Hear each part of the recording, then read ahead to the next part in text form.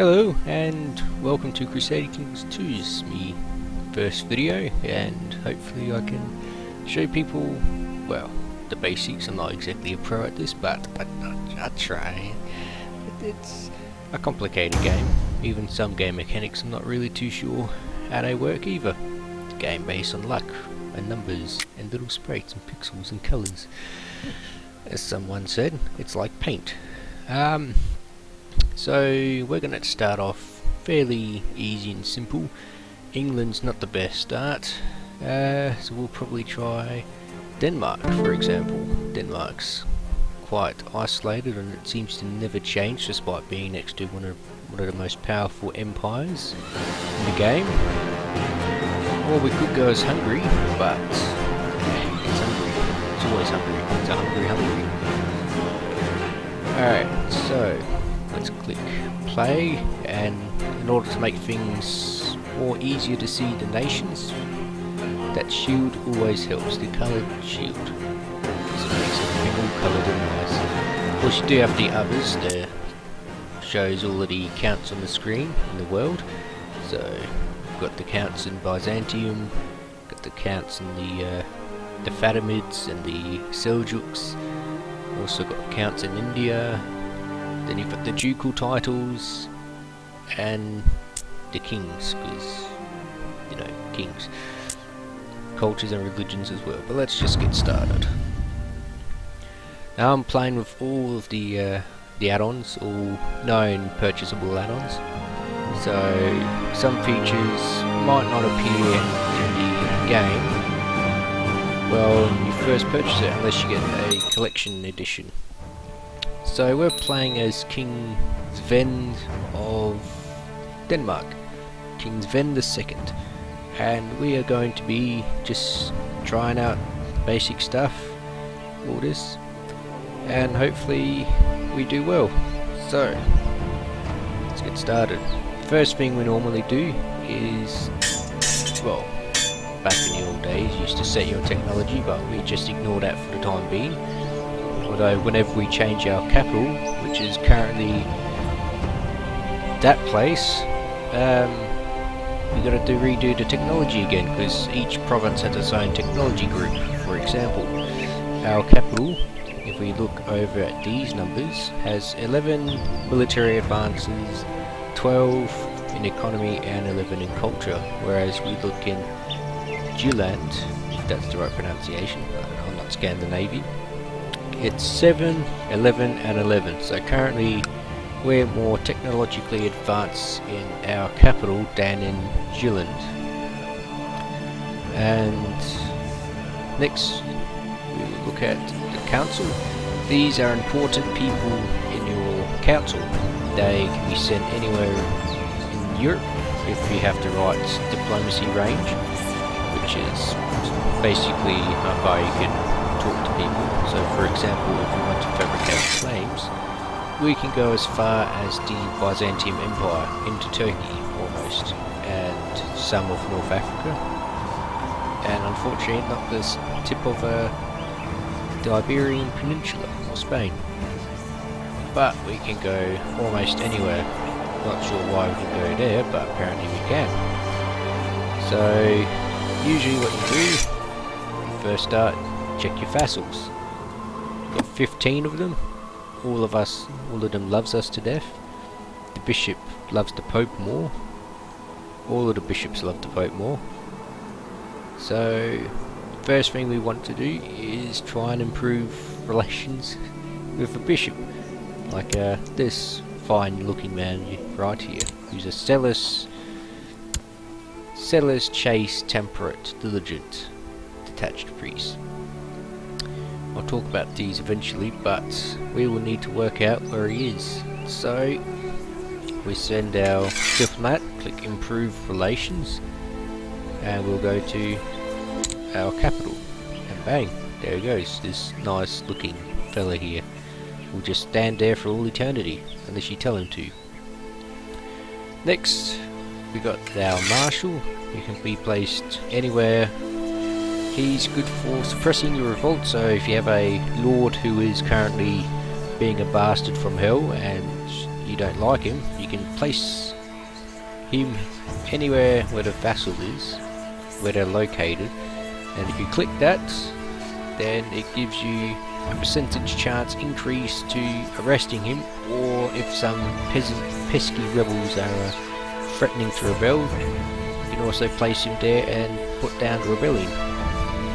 Trained troops basically increases your levy size and your reinforcement rate, which is quite handy if you need to go to war. And research military tech if you need an additional boost to military. I've got to mention you can improve diplomacy with that. You need a claim on a country or county, sorry. You'll click that, but it's a mean time to happen, so it's only 15% yearly that it could happen. And so discontent is basically backstabbing a couple of nobles, if I'm right.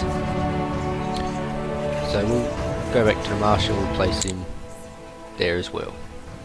He's been outcast.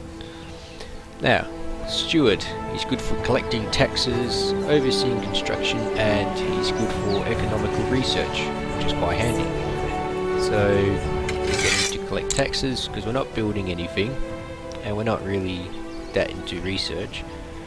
The spy master, he was good because you could place him in Constantinople with study technology, which we can because of our diplomacy range. So every once in a while it could possibly give us 50 technology points in either military, economy or culture,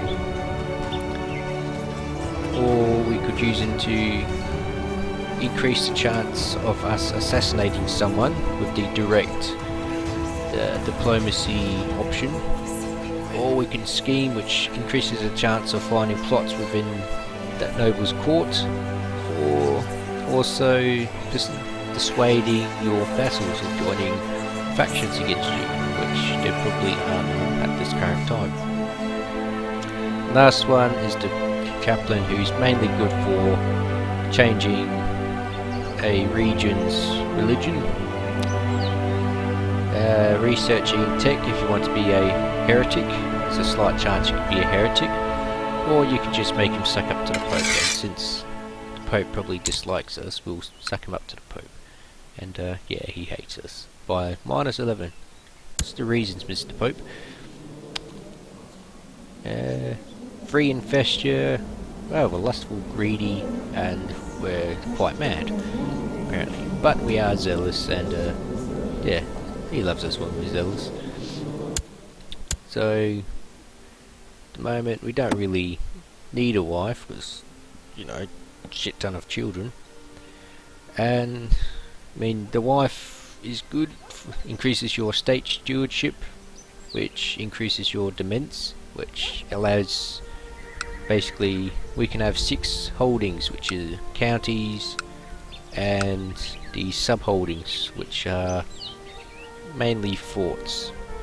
Because we're a feudal lord, we're only allowed to have counties, ducal titles, kingdoms, empires, and if we're using sub-holdings, we have forts. But because we're not a mayor or a priest, we can never use a city or a bishopric. Alright, so next one is the laws. We can change laws. These are basically your kingdom laws. So every time you start, you always start at lower minimum crown authority, which does not allow you to put military leaders in your armies. Basically the vassals can just run rampant, they've got all the power, you don't. And yeah, we'll just put them on a leash for a little bit. Free infesture, basically you can pick your own bishops. Normal feudal levies, that's fine. Feudal lords, you can increase the taxes of basically everything, and the levies as well. Military, it's combined force of your counties and your vassals. The more your vassals like you, the more army or the more military you can have. And just like bishops liking the Pope, you don't get any military from the bishops. They send all of their military to Mr. Pope instead. So we need to increase their opinion of us more than the Pope, so the Pope doesn't get all of their military. Factions, there are none. As I said, intrigue are all your little sub-menus. The Jews, I think, are only available in the Sons of Abraham, so they won't be available unless you get that. Runestone, I believe, is Old Gods. I'm not too sure. Same as Pilgrimage at Sons of Abraham, but everything else should be alright. We can vote the County of Holstein. Let's do that. You bastard, as soon as we start. And religions with bishops, vassal bishops, their opinion of the Pope and their opinion of us. Also got the College of Cardinals as well, which came with Sons of Abraham. The Preferatus is the next Pope in line, so yep, the Preferatus, next Pope. Current bishops, and then we've got Pope Alexander II, which is quite good. Alright, now these up here, we can make 2 titles, ducal titles, kingdom titles or empire titles, but we can only make duchies. Not sure why we don't have that duchy.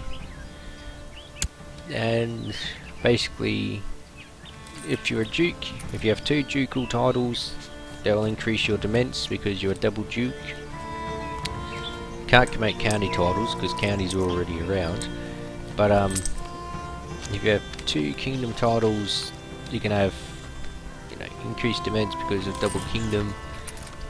And empire, basically, you can allow yourself to vassalize kings, although mainly they won't accept it. But yeah. So, unmarried heir, Prince Vend. Let us marry our legitimised bastard. And the game decides to respond. Damn it, game. There we go. We will betroth him to the Byzantine Emperor. Gotta wait 3 more years before she comes of age, but he seems more than willing to let his daughter go. Don't really care about unlanded sons all that much. Ambitions are basically life goals for your character. So, our diplomacy is bad, learning's okay, intrigue's alright, stewardship's excellent, marshal's average, although fairly good. So we could either get married, amass wealth, so we need personal wealth of 500 to succeed. We need 500 piety to become the paragon of virtue, which we won't achieve. 1000 prestige, which is easy to get if you just go on rampage and if you go on rampage and just batter every pagan you can, which are pagans' beliefs of the old gods. Get married, don't have to. Improve learning, not really that great unless you're a bishop, or if you want to research more on technology. Diplomacy increases your vassal's opinion of you. I believe everyone's vassal's opinion of you. There you go. And intrigue is good for when spawning assassinations and assassinating someone. There you go. Alright, so let us start playing. Play on speed 3. Some days roll by. And we'll wait. There we go. Our first law has been passed. It's up. Interesting. And we have elective crown law. That's bad. We'll nominate our son. Now he's already nominated. Alright. There you go. We've just betrothed. Alright. So, because we're Denmark, can't really advance much to the north because of Sweden and Norway. However, we can go south and attack the Slavs, the Slavic people that is, then we should... No, we can't. We don't have a holy war. Usually when you're bordering a pagan, you can declare a holy war, but unfortunately we cannot for some reason. Don't know why, we just can't. No, we can't attack anyone. We're stuck here, that's why. So, we'll have to fabricate some claims when the Chancellor returns. No, he's not liking us much. So, fortunately we can't really do much except embargo Sweden, embargo _CB_desk,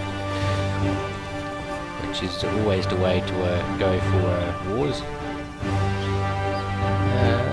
And yeah, we'll just let some more time tick by.